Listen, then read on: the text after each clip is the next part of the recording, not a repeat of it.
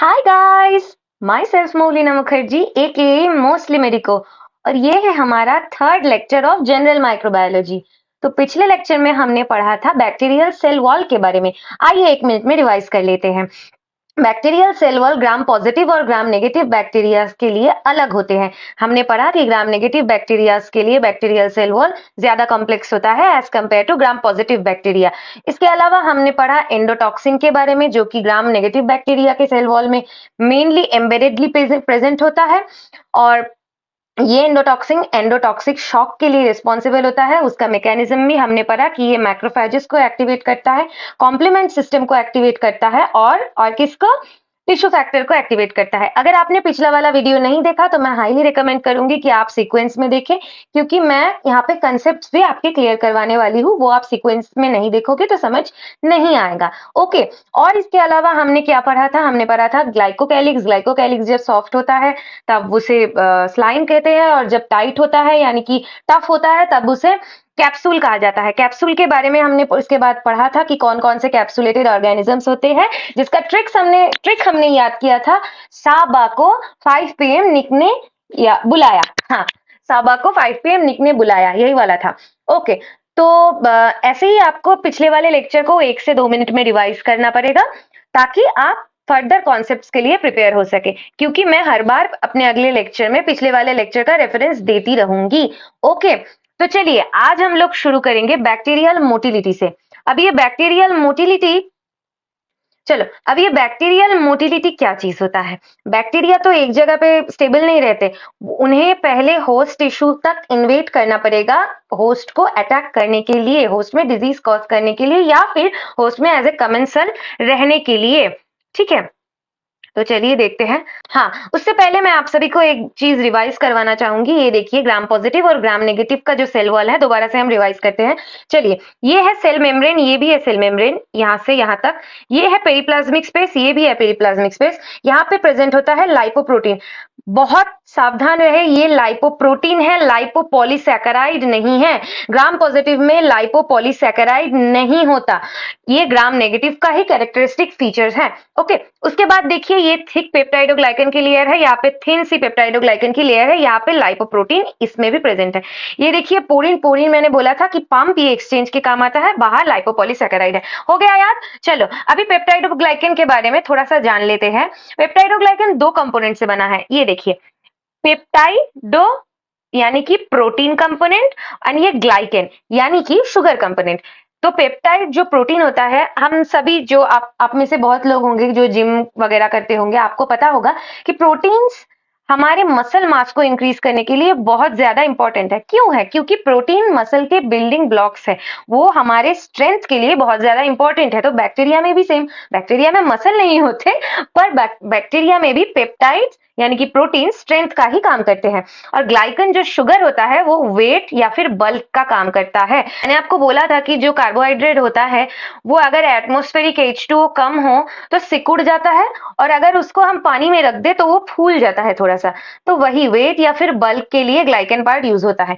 अभी देखिए, अब ये जो पेप्टाइडोग्लाइकन है, इसमें जो इसका स्ट्रक्चर समझेंगे, पर पहले समझ लेते हैं कि ये जो शुगर वाला पार्ट है, ये 2 चीजों से बनता है, नामा और नागा। ये सारी बेसिक चीजें आपको पता होगी। नामा यानी कि N acetyl muramic acid, and NAG मतलब एन एसिटाइल ग्लूकोजामिन। ओके, अभी देखिए ये कैसे होता है।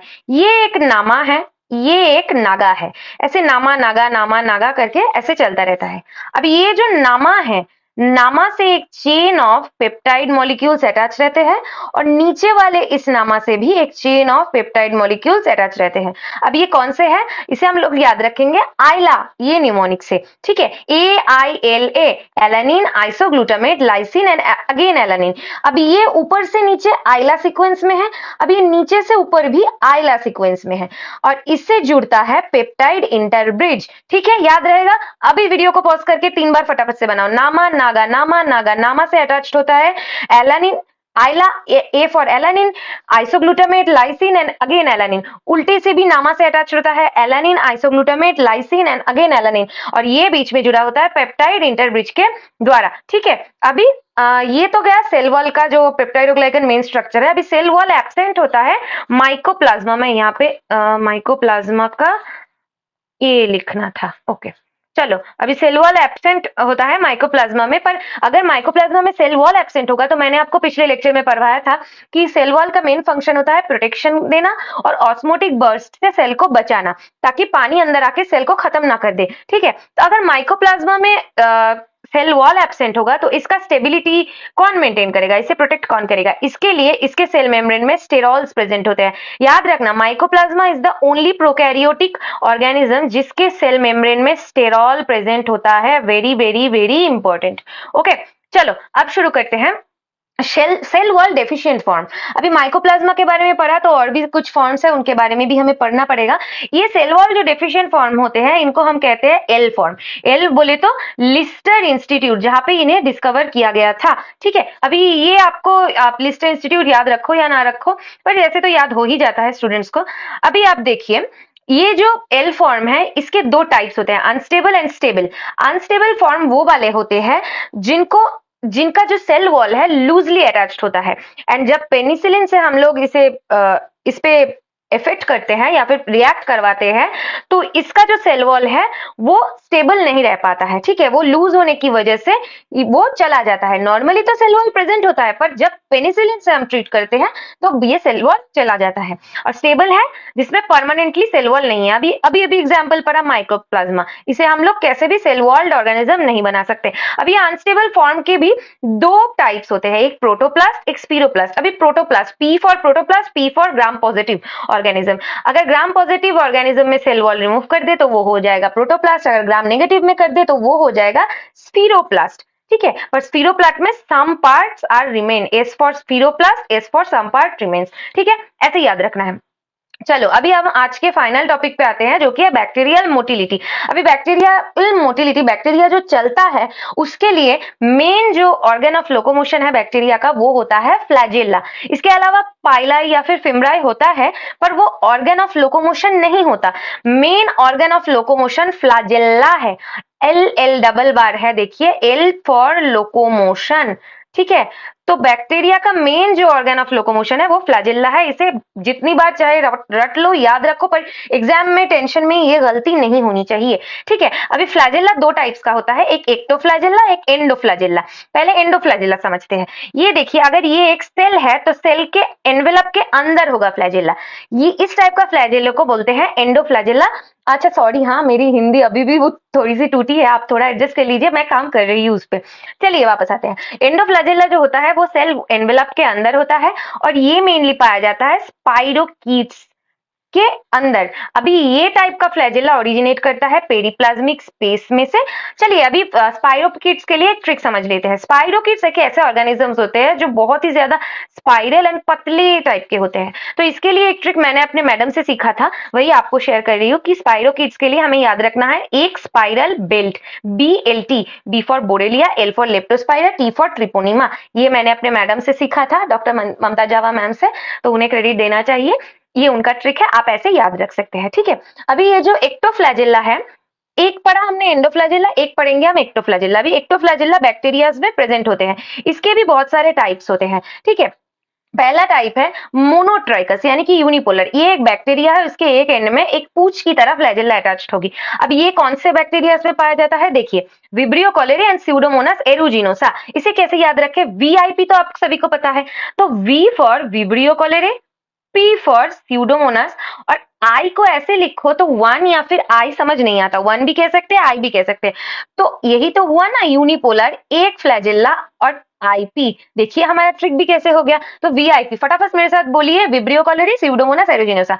अभी उसके बाद आता है लोफोट्राइकस। लोफोट्राइकस में क्या होता है, एक एंड पे ऐसे बंच ऑफ फ्लैजेलास प्रेजेंट होते हैं, ये पाया जाता है। देखिए एक हेलीकॉप्टर है जिसके ऊपर ये ब्लेड्स लगे हैं, तो हेलिकोबैक्टर, हेलीकॉप्टर का शेप है तो हेलिकोबैक्टर में पाया जाता है। अभी एम्फीट्राइकस में ये इतना इंपॉर्टेंट नहीं है, अगर आपको ऑनर्स के लिए प्रिपेयर करना है तो आप याद रखें। एम्फीट्राइकस में एल्कालीजेंस फीकालिस नाम का एक बैक्टीरिया होता है जिसमें दोनों तरफ से फ्लैजेला होते हैं। अब अभी एक और है पेरिट्राइकस। पेरिट्राइकस में बैक्टीरिया के हर साइड से फ्लैजेला होता है, जो कि कैरेक्टरिस्टिक है एंटेरोबैक्टीरियोसी फैमिली का। अभी एंटेरोबैक्टीरियोसी एक बहुत इंपॉर्टेंट ग्राम नेगेटिव फैमिली है, मैं इसे याद रखती थी सीपीओएन से। सीपीओएन, सीपी यानी कि कैटालिस पॉजिटिव, ओएन मतलब ऑक्सीडेज नेगेटिव, ऐसे याद रखना है, ठीक है। तो हम पेरिट्राइकस फैमिली, पेरिट्राइकस फ्लैजेला जिसमें प्रेजेंट होता है एंटेरोबैक्टीरियोसी की, कोई सा भी दो मोटाइल बैक्टीरिया का एग्जाम्पल याद रखें। यहाँ पे मैंने पेरी का पे लिया है और प्रोटियस एंड इकोलाई लिख दिया है, ठीक है। फटाफट से मेरे साथ बोलिए दोबारा से। मोनोट्राइकस में VIP, V for Vibrio cholerae, P for Pseudomonas aeruginosa. Lophotrichous में ऐसा हेलीकॉप्टर का शेप बनाना है और हेलिकोबैक्टर। एम्फीट्राइकस में एल्कालीजेंस फीकालिस एंड पेरिट्राइकस में एंटेरोबैक्टीरियेसी फैमिली का कोई भी मोटाइल मेंबर। यहाँ पे इकोलाई और प्रोटियस मैंने लिखा है, ठीक है। अभी ये देखिए शॉर्ट नोट ऑन फ्लैजेला, ये जो पॉइंट मैंने तैयार किया है पीपीटी, ये आपके एग्जाम के पॉइंट ऑफ व्यू से बहुत इंपॉर्टेंट है, 3 से 4 बार आ चुका है प्रीवियस 10 इयर्स में, ठीक है। यहाँ पे मैं वही टॉपिक्स आपको पढ़ाऊंगी जो प्रीवियस ईयर में आया है। अभी देखिए, ये पहले हमें डेफिनेशन, मैंने आपको इसी सीक्वेंस में पढ़ाया है कि आप यही वाला पेज अगर जाके एग्जाम में छाप दोगे तो आपको पूरे नंबर, या फिर पूरे नंबर से, पूरे नंबर तो देते नहीं है खैर हमारी यूनिवर्सिटी में, पर शायद आपको लगभग पूरे नंबर के करीब मिल जाए उस क्वेश्चन में, ठीक है।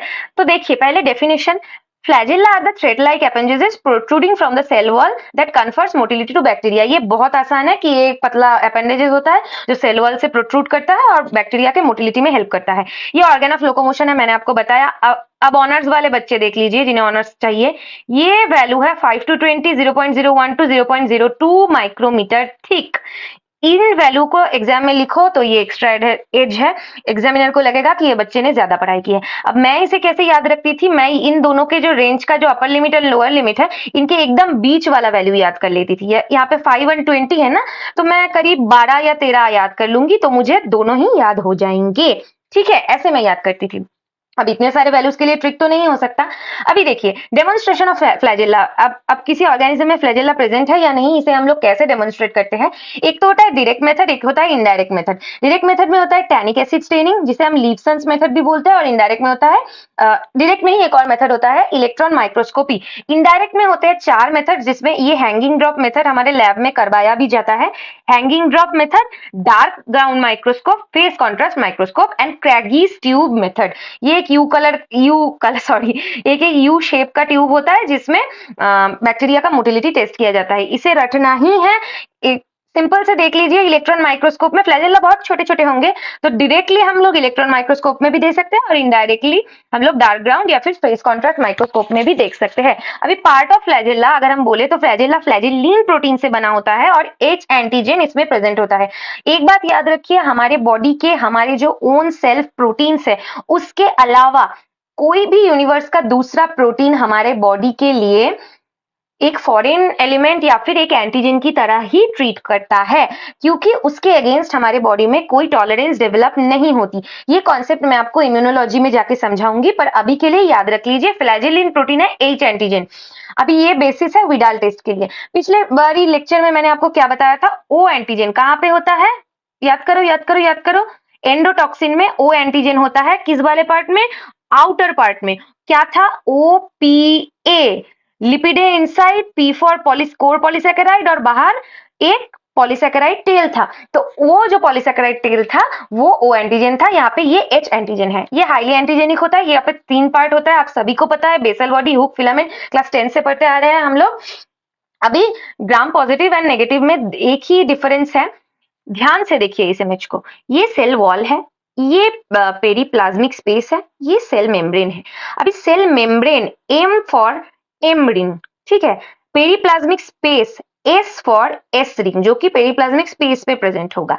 अभी ये पी रिंग जो है ये पेप्टाइडोग्लाइकन लेयर में प्रेजेंट होगा, और एल रिंग जो है वो सेल वॉल में प्रेजेंट होगा, ठीक है। क्या बोल रही हूं मैं, M ring membrane, S ring space यानी कि periplasmic space, P ring peptidoglycan, L ring cell wall में प्रेजेंट होगा। अभी ग्राम पॉजिटिव में सिर्फ एम और एस होते हैं, क्यों बताइए, जल्दी बताइए। क्योंकि पी एंड एल जो पेप्टाइडोग्लाइकन का लेयर है एंड एल जो सेल वॉल का लेयर है, वो दोनों रिंग्स यहाँ पे एब्सेंट होंगे, ठीक है, याद रहेगा। चलो अब आगे के स्लाइड में देखते हैं, सॉरी ओके। अब आगे के स्लाइड में देखते हैं types of motility in bacteria, ठीक है। इसे हमें अच्छे से याद करना है। कि डार्टिंग और शूटिंग स्टार मोटिलिटी। पहले अभी देखिए ये क्या है, ये एक शूटिंग स्टार है। ये शूटिंग स्टार है कि मतलब ये मोटिलिटी ट्रेस नहीं किया जा सकता। ये मोटिलिटी दिखती है विब्रियो कॉलेरे में। कोई एग्जाम्पल याद ना हो, ये वाला याद होना ही चाहिए, ठीक है। टम्बलिंग मोटिलिटी, ये दिखता है लिस्टेरिया मोनोसाइटोजीन्स में। इसके रिगार्डिंग डॉक्टर प्रीति शर्मा मैम ने एक बहुत अच्छी स्टोरी सुनाई थी हमें। मैं उसी स्टोरी को रिपीट करके आपको लिस्टेरिया पढ़ाने वाली हूँ ताकि आपको याद रहे। हमें ये याद करना है कि 37 डिग्री पे ये नॉन मोटाइल रहता है क्योंकि हमारे बॉडी के अंदर होता है, इसीलिए इसको दोबारा से भागने दौड़ने की जरूरत नहीं होस्ट ढूंढने के लिए, तो वो अंदर रहता है इसलिए नॉन मोटाइल रहता है। 25 डिग्री पे मोटाइल रहता है। अब ये टम्बलिंग मोटिलिटी क्या होता है, ध्यान से देखिए। ये पेन है, ये ऐसे गिर गया, एक ऐसे गिर गया या फिर ऐसे गिर गया, ये जो गिर रहा है ना इसको कहा जाता है टम्बलिंग मोटिलिटी। ओके, इसके बाद पढ़ते हैं ग्लाइडिंग मोटिलिटी, जो कि दिखता है माइकोप्लाज्मा में, क्योंकि इसमें सेल वॉल तो है नहीं तो ग्लाइड करके करके चलता है, ऐसे याद रखना। स्टेटली मोटिलिटी यानी कि स्लो मोटिलिटी, ये दिखता है बैसिलस में। ये याद रखो ना रखो एज सच इंपॉर्टेंट नहीं है, बट ये ऊपर वाले 3 बहुत इंपॉर्टेंट है।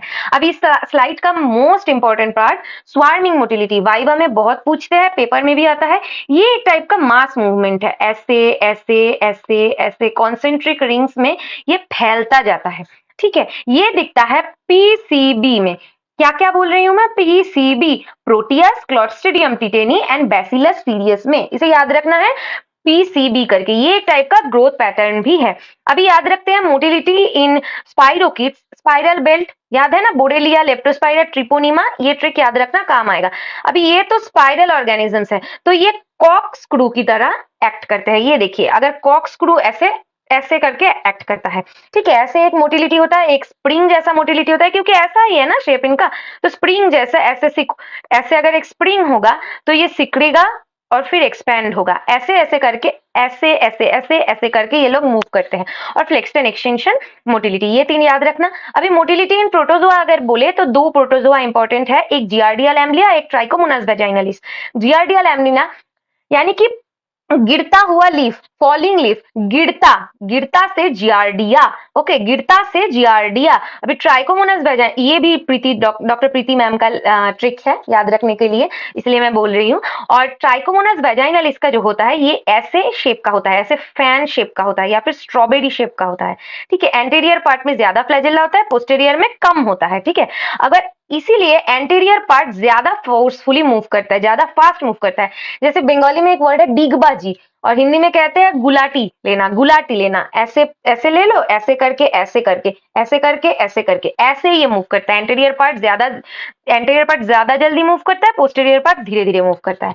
ये होता है ट्विचिंग मोटिलिटी, याद रहेगा। फटाफट से मेरे साथ रिवाइज करो। डार्टिंग मोटिलिटीज विब्रियो में, टम्बलिंग मोटिलिटीज लिस्टेरिया में, ग्लाइडिंग मोटिलिटी माइकोप्लाज्मा में, स्टेटली याद भी नहीं भी रखो तो चलेगा, बैसिलस में, स्वार्मिंग प्रोटियस और क्लॉस्ट्रिडियम और बैसिलस सीरियस में, और स्पाइरोकिड्स में होता है corkscrew, spring like, flexion extension and motility in protozoa होता है ट्राइकोमोनास वेजाइनलिस, जो कि होता है ट्विचिंग यानी कि गुलाटी मारना। जियार्डिया में होता है गिरता हुआ लीफ मोटिलिटी यानी कि फॉलिंग लीफ मोटिलिटी। अब आखिर का पेज है, मैंने सोचा है कि हर एक लेक्चर के एंड में मैं थोड़ा थोड़ा करके साइंटिस्ट के बारे में बताऊंगी, क्योंकि ये साइंटिस्ट वाला पार्ट याद रखने में बहुत मुश्किल होता था मुझे भी, तो ऐसे थोड़ा थोड़ा करके याद रखेंगे तो शायद याद हो जाएगा, ठीक है। तो चलिए आज समझते हैं सर जोसेफ लिस्टर के बारे में। ये जो सेफ है, सेफ से मैंने बनाया है सेप्टिक, सेफ से मैंने क्या बनाया है, सेप्टिक, एंटीसेप्टिक। तो सर जोसेफ लिस्टर थे and father of antiseptic surgery, याद रहेगा, जोसेफ से सेप्टिक, एंटीसेप्टिक सर्जरी। क्यों? क्योंकि इन्होंने पहली बार सर्जरी में कोई एंटीसेप्टिक यूज किया था। क्या था वो एंटीसेप्टिक? वो था कार्बोलिक एसिड, ठीक है। तो ऐसे ही आप लोग पढ़ते रहे, और आज का लेक्चर यहीं पे खत्म होता है। अगर आपको वीडियो पसंद आई तो लाइक कर देना और शेयर कर देना जिसको ये जरूरत है। तब तक के लिए ओके बाय।